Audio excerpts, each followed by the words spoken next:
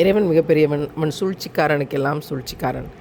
நேற்றைக்கு எனக்கு ஒரு பதிவு வந்திருந்தது. ஒரு இஸ்லாமிய சகோதரி இப்படி என்னை பற்றி எழுதியிருக்கிறார். இஸ்லாத்தை பற்றி எந்த புரிதலும் இன்றி ஏமாளி இஸ்லாமியர்களுக்கு இஸ்லாமிய பாடம் எடுத்து பிழைக்கும் வியாபாரி சபரிமாலாவை கடுமையாக கண்டிக்கிறேன். அரசு வேலையை விட்டுவிட்டு அருவருப்பான ஏமாற்று வேலை செய்வதுதான் அவருடைய தற்போதைய தொழில். இப்போதுதான் இஸ்லாமிய பெண்கள் கொஞ்சம் படிப்பில் முன்னேறி வருகிறார்கள். அதனை தடுக்கும் வகையில் அவருடைய செயல்பாடுகள் உள்ளதை உணராமல் அவருக்கு சால்வை போர்த்தி மரியாதை செய்யும் இஸ்லாமியர்களை இன்னும் கடுமையாகவே கண்டிக்கிறேன். தன் சமூக பெண்களின் திறமைகளை குறித்து எந்த புரிதலும் மற்றவர்கள் சால்வை போர்த்தி கொண்டாடுவதெல்லாம் பார்க்கும்போது இதை தவிர சொல்வதற்கு வேறு என்னும் இல்லை.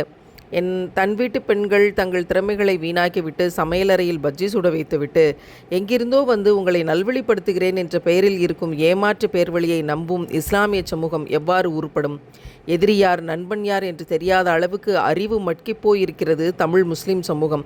அதற்கு காரணம் சபரிமாலாக்களும் அவரது சகாக்களும் கூட ஒரு வகையில் காரணம் என்று சொல்வேன். So be aware of these வியாபாரிகள் என்று அந்த இஸ்லாமிய சகோதரி எழுதியிருக்கிறார். அதற்கு எதிர்க்கட்சியில் மிக பிரபலமாக இருக்கும் பெண் ஆளுமை அவர்கள் சொல்லியிருக்கிறார்கள், எங்கே நல்ல வசூலோ அங்கே போய்விடுவார் இந்த பெண்மணி. எந்த ஆண்கள் பெண்களை அடைக்க வைக்க விரும்புகிறதோ அந்த சமூக ஆண்கள் தான் இவரை கொண்டாடுகிறார்கள், காபாவுக்கே அழைத்து சென்று விட்டார்கள் என்று எழுதியிருக்கிறார்கள். இதை படித்தவுடன் இறைவனிடம் பேச தொடங்கிவிட்டேன். என்னுடைய தோழியிடமிருந்து ஒரு செய்தி வந்தது.